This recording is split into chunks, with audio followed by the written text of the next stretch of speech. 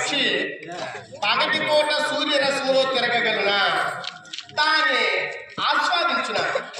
అలా చకోర పక్షితో సమానం నేను, చంద్రుడితో సమానం అర్జునుడు, సూర్యుడితో సమానం దుర్యోధనుడు. అయ్యో అమ్మా నాన్న దుర్యోధను పేరు చేసుకోవాలమ్మా. నాన్న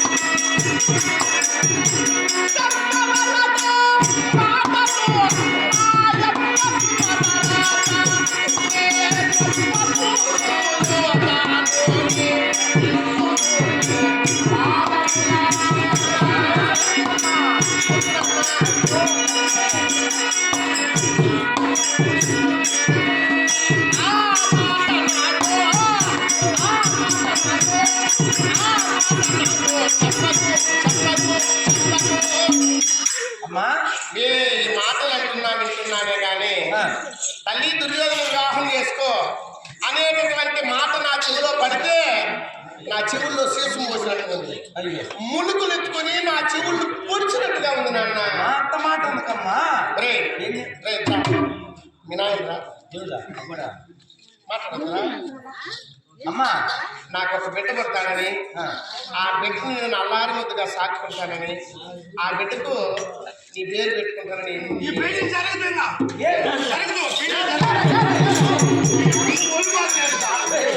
ఏం చేసింది? ఈ పెద్ద ఈమె టీ తెచ్చింది, ఆయన టీ తెచ్చినారు. ఇద్దరు కాఫీ కలపోసుకొని తాగేసి పేర్లు పేర్కొనే చెప్పింది. నేను ఎక్కించిన ఆమె తాగేసి పైపుతో కొట్టినట్టు అంతా. ఏమి చేసినా సూదులు వేసినా కూడా మీ అమ్మకు బాగాల.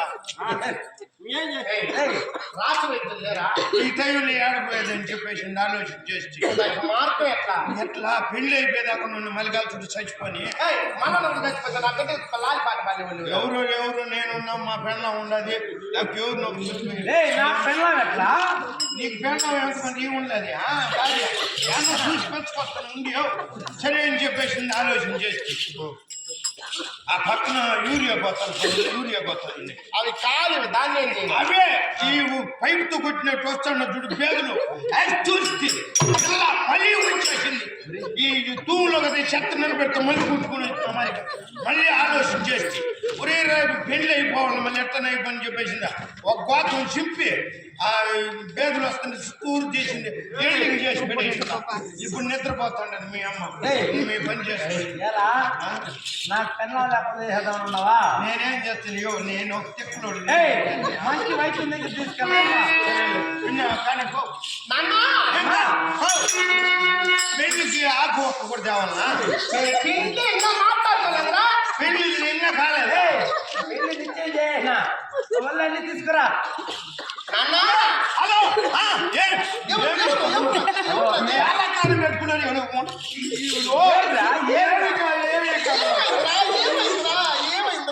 పెళ్లి కొడుకు ఎలబర్ వస్తాడు, గూబులో వస్తాడు. గూబు కదా జీబులు ఉన్నాయి. జీబులో వస్తా ఉండు. బండి ఎంత బండి జీబులో వస్తా వండుకొని కొత్త పిల్లలు ఈ పక్క కటికి పళ్ళకి ఆ పక్క పచ్చారు బాంబు డాష్ అయ్యి జీబు ఉళ్ళుకునేసిందంట. ఈయనకు దుర్యోధనుడు ఉన్నాడు చూడు, ఆయన అల్లుడు పెళ్లి కొడుకు. మేము చేసుకోకపోతే పెళ్లి కొడుకు మోకాళ్ళ కాడికి ఇరిగి పూడ్చినాడు. కాలు నుంచి తీసేసినారంట పాము మాత్రం బాగా పోతా ఉందంట. ఎండింగ్ చేసినారు పాము ఇల్లు చేసిన ఎండింగ్ చేసినారు. పాము బాగా పోతా ఉంది. ఈయన కాళ్ళు పూర్తిగా లేదు, కట్ చేసేసినారు. అందుకు పావుని ఆడన తగ తగ తగ తగ మనతా ఉంటే మనలో పెట్టి వెల్డింగ్ చేస్తుంది. బతికిపోయి చూసేది ఉంది. ఒక మనిషి జీపు నుండి కింద పడిపోతే వాడిని కాళ్ళు తీసేసుకోవడం ఇంక వదకుండా చూసి అందుకు నేర్చినావు. ఆయన ఫోన్ చేసినాడు. మీ మాదిరిగా నేను అడిగి నడిచేదానికి లేదురా, వీడికే పెట్టి ముందుకు పిలుచుకుని వచ్చి బొట్టు కట్టేస్తాను. ఎట్లా అయిపోయినాక అది ఎవరు వీడై ఎవరి గురించి చెప్తావు. శుభమంటే పెళ్లి పెట్టుకుంటే ధర దగ్గర పోరా నాన్న అమ్మా.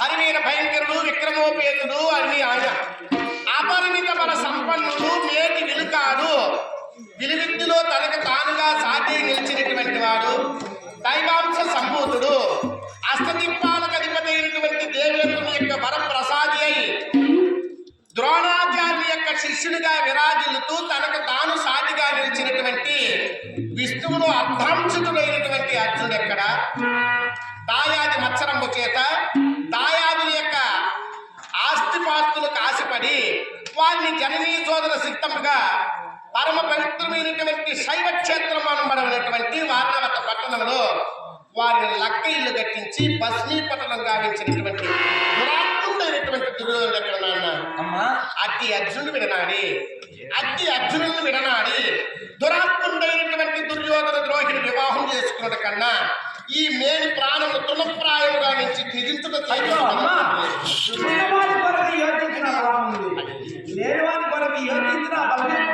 అర్జునుడు ఉన్నాడు నాన్న.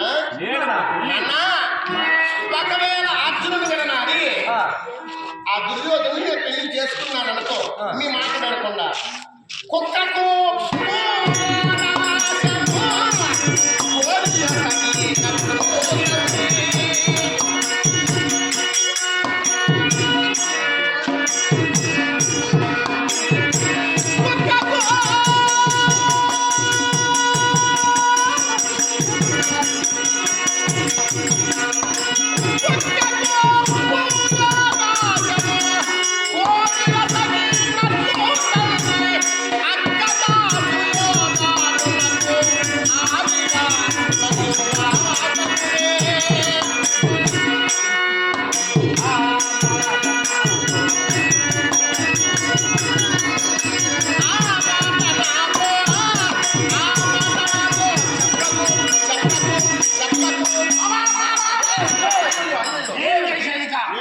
మంచి చేస్తా ఉంటే పెళ్లికి నేను కదా నోరు కొట్టుకోవాలి వాళ్ళకి ఇస్తానంటాను నువ్వెందుకు కొట్టుకున్నావా? ఓ మీ బాధ ఎలా పెట్టినారో నేను అన్ని పోయే కొద్ది కన్నీ షర్ట్ అయ్యాడు. గుమ్మండి నేర్చుకోయా ఉన్నాయినా నేను చెప్తాను నా ఒట్టు అధికంగా పెట్టుకోవాలి. ఇది కదా ఇది కదా నిన్ను అడిగి పెళ్లి పెట్టుకోవాలా యా టైంలో పెడతానని రావు కాలంలో మా దగ్గర బాబులు వాళ్ళు ఉన్నారు మంచి మంచి ఆయువాళ్ళు అట్లా ఉన్నారు వాళ్ళకంతా ఇది శాస్త్రం సాయి నీకు తెలిసినట్రా ఎందుకు చేస్తా లక్ష్యం పెట్టేది నేను పెట్టినంటే లక్ష్యంగా ఆలోచించు సరిపోనిలే నాకే పెళ్లి అనుకో దానికి ఒక లగ్నం చెప్పి చెప్తాం ఏం లేదు. రావు కాలంలో ఎముగండంలో ఆ రావు కాలంలో పిని చేసి ఎముగండంలో పొట్టు కట్టి రావు కాలంలో నన్ను పెళ్లి కూతురు చేసేది నలుగు పెట్టి యమగండంలో పొట్టు కట్టించుకునేది నువ్వు గుమ్మని ఏనా కూడుకు మాట్లాడుతున్నాడు చెప్పేసిందా అన్నం చేసి అన్ని చేసి పెడతా ఉంటే వంట చూసుకొని వచ్చినాడు వంట అన్నం చేస్తాను నిన్న మనకు భోజనం చేస్తాను బాగానే ఉంది ఈ నూనెలో పడి కాలి పూడుతుంది ఏం చేసేది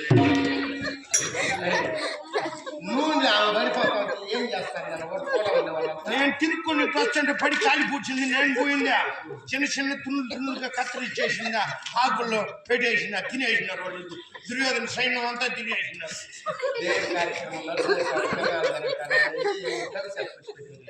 రేపు చెప్పినాడు ఆయన కానీ కాదు రేపు వస్త్రాబంధం మీకు గొంతులు బాగా రావాలా ఆ గుడికారు తినేసి నీళ్లు పోసుకొని వచ్చాడు చెప్పినాడు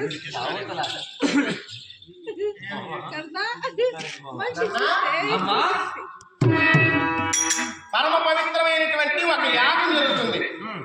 ఆ యాగానికి యాగ ఫలితాన్ని దేవేంద్రుడు సమర్పిస్తే దేవేంద్రుడు ఏం చేస్తాడంటే అష్టదిక్పాలకులకు అధిపతి వాయుదేవుని పిలిపించి చల్లనైనటువంటి వాయువు పిలిపించి మేఘనాథుని పిలిపించి మేఘాలు కురిపించి వరుణదేవుని చేత వర్షాలు కురిపించి సకాలంలో పాడి పంటలు సుభిక్షంగా ఉంటాయి. ఇది మనం ఒక యజ్ఞము యాగం చేసేదానికి ఒక సంకల్పానికి కారణం. అటువంటి యజ్ఞ ఫలితాన్ని ఒక కుక్క తీస్తే ఏం చేస్తుంది?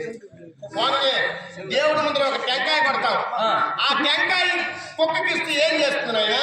ప్రసాదాన్ని ముందర కాటితో చంద్రవందలు చేసి ఆ టెంకాయ నోటి కప్పదు, కొంచెం ఊరి గీసి ఆ పక్క మారేస్తుంది. నన్ను కూడా కొన్నాళ్ళు కాపలు చేస్తాడు, మన చంపేస్తాడు. నన్ను కూడా దేవుడితో సమానం అర్జునుడు, కుక్కతో సమానం దుర్యోధనుడు, దేవుడి ప్రసాదంతో సమానం నేను. దుర్యోధన కుక్క అంటావా? అంతేకాదు సూత్రుడు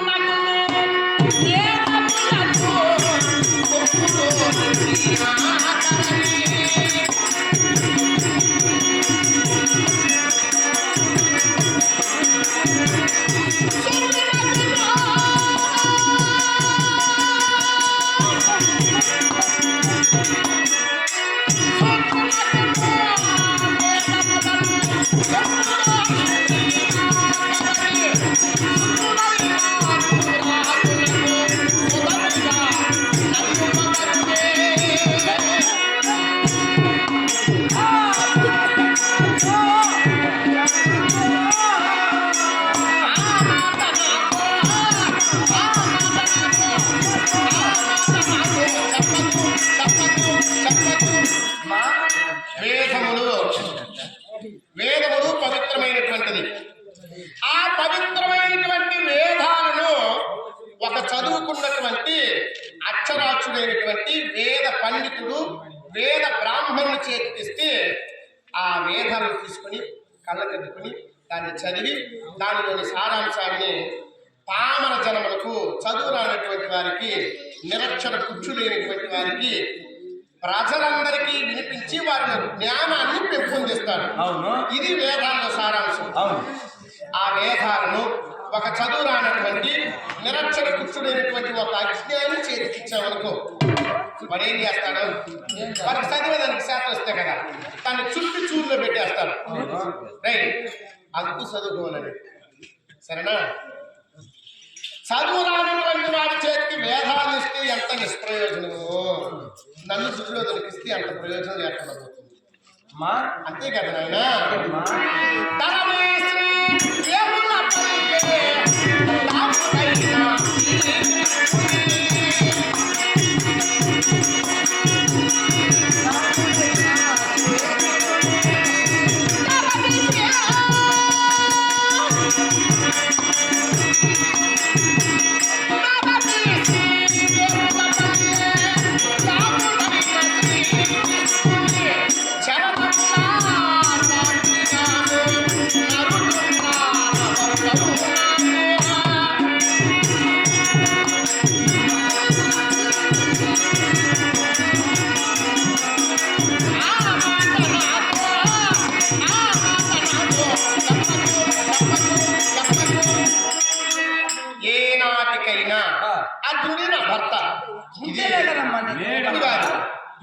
ఎప్పుడైతే నేను పుట్టానో పుట్టిన వెంటనే అర్జునుడు నీ భర్త అమ్మ అని నువ్వు చెప్పావు. అవును. మీ మాట మేరకుండా నా మనస్సులో అర్జునుడు నా భర్త, అర్జునుడు నా భర్త, నా మనస్సులో ఆయన నాకు భర్త అయిపోయినాడు, నేను ఆయన భార్య అయిపోయినాడు.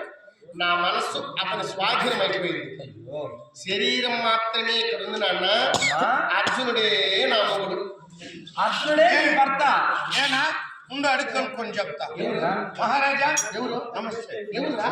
ఆయన దత్తరాజుకు ఫోన్ చేసినాడు. ధృతరాష్ట్రుడా? వాడు మా ఇంటికి ఫోన్ చేయనా? నాకు చేసినాడు. నీకేమని చేసినాడా? ఏరా డిన్నర్ మా ఇంటికన్నా మీ ఇంటికన్నా అని అడుగుతున్నాడు. ఎన్నోరా? పెళ్లి కూతురు ఇంటికన్నా పెళ్లి కుట్టుకోడు ఇంటికన్నా అడుగుతున్నాడు. ఏయ్, పెళ్ళే చేయలేదు, మళ్ళీ పెళ్ళి అవుతున్నావా?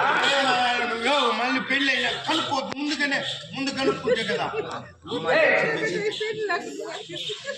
మహారాజ రాజశ్రీ పెళ్లికి దిద్దియండి మందురా. దివ్యమైన వాస్తవంగా అమరమైనటువంటి పెద్దలు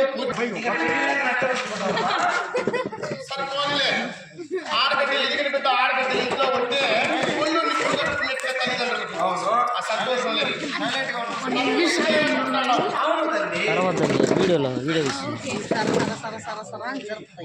సౌండ్ ఇది యూట్యూబ్లో పెట్టు. పాట ఏంది పెద్దలు పోలీసులు ఏదో సవిస్తారు చెప్పండి. గుమ్మండి నలుగురు ఇంగ్లీష్ పని వాళ్ళు కొంచెం చెప్పుంటారు. చేసుకోను ఎవరి నుండి చెప్పాలి కూడా. నువ్వు చెప్పే వాళ్ళు కూడా ఎట్లా ఉండాలి తెలుసా? ఎట్లున్నది? అర్జునుడికి సమానంగా ఉండాలి. అర్జునుడితో సమానమైనటువంటి అర్జునుడితో కూడా సమాధి కట్టేయాలంట.